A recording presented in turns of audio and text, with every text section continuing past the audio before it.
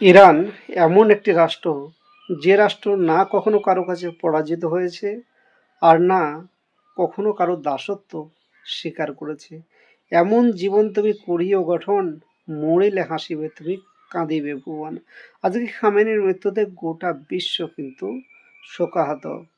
তো বন্ধুরা, যে কথা বলতে যাচ্ছিলাম, যে কষ্টে যাদের জীবন গড়া, তাদের আবার কষ্ট কিসের?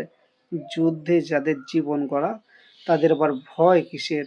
তো ট্রাম্প ভয় দেখিয়ে কিন্তু যুদ্ধ বিরতি করতে চেয়েছিল, সেটা কিন্তু ইরান চোখে চোখ রেখে কিন্তু উত্তম জবাব দিয়ে দিয়েছে, যে ভয় দেখিয়ে আর কিন্তু কাজ হচ্ছে না।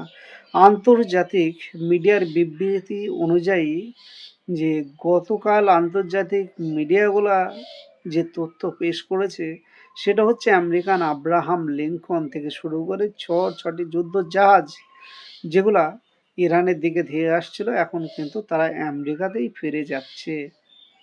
এটাই হচ্ছে ইরানের পাওয়ার, এটাই হচ্ছে ইরানি পাওয়ার। আর কম্পন শুরু হয়ে গেছে এখন ট্রাম্প হোয়াইট হাউসে পিয়ারে বসেছে, যে হোয়াইট হাউসে অ্যালাউ ছিল না, বুঝতে পারছেন?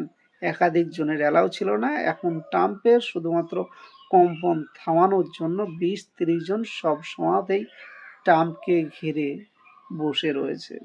তো বুঝতেই পারছেন যে কতটা ভয় পেয়েছে ট্রাম্প। এর আগে সুপার পাওয়ার ছিল আমেরিকা, এবার নতুন সুপার পাওয়ার বিশ্বে কে হতে চলেছে, সেটা কিন্তু আপনারা অবশ্যই কমেন্টে জানাবেন।